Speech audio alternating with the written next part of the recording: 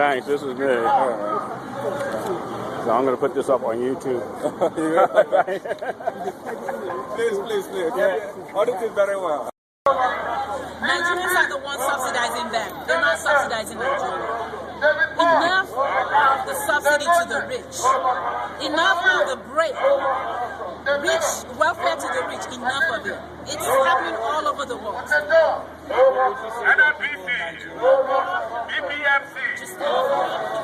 don't let them block you. Don't let them deceive you. Okay? It's time, Nigerians. Stop dying slowly. Okay? Just stand up for your right and do what is right. You know where those people are. You know who the so-called cabal are. Go get them. Get them before they get you.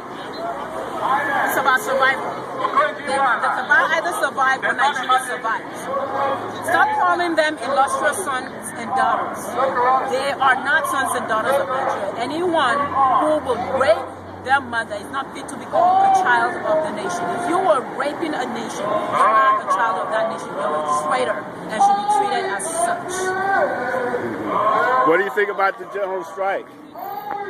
The general strike? Yeah. Oh, I think it should continue. It shouldn't just end because government promises to remove the subsidy. It's not just about the subsidy.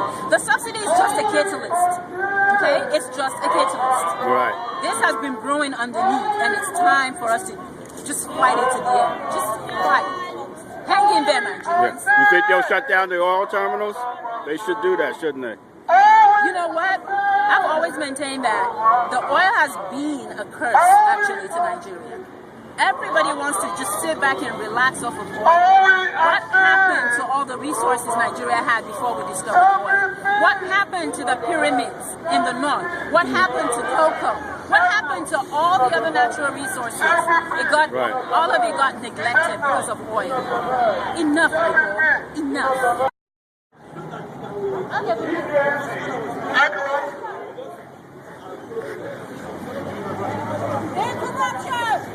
Television, PDP, everybody, ABB, opposition, yes. Here's the problem. In principle, that's what the government is saying. But the Nigerian government has lied to its people repeatedly.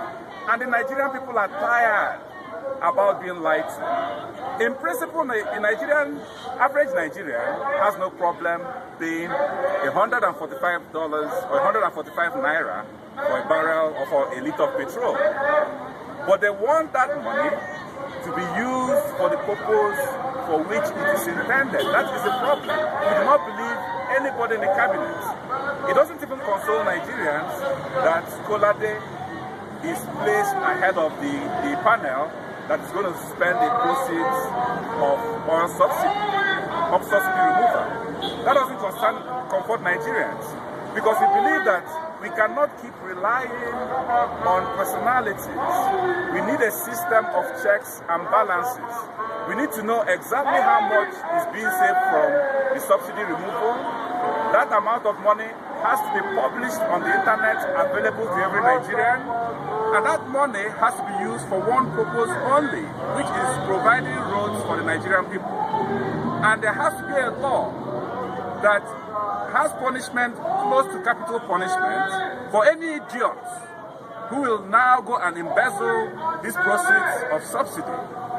That's my position on that issue. Okay. The other day I was on the internet and I heard that the president's allowance for feeding is 1 billion naira. And also I was listening to Femi Kuti, and he said the other day they're talking about gay rights. If you're going to be arrested, if you're gay, you're going to be arrested for 14 years. And the other day, I can't remember this guy's name, the guy from the shipping company, MPA, he was found guilty of corruption and was sentenced to 3 years in jail. Which is worse, being gay or being corrupt? Well, on those social issues, like I said, that's a different issue. But I believe the Nigerian legislature are completely wasting their time legislating on social issues.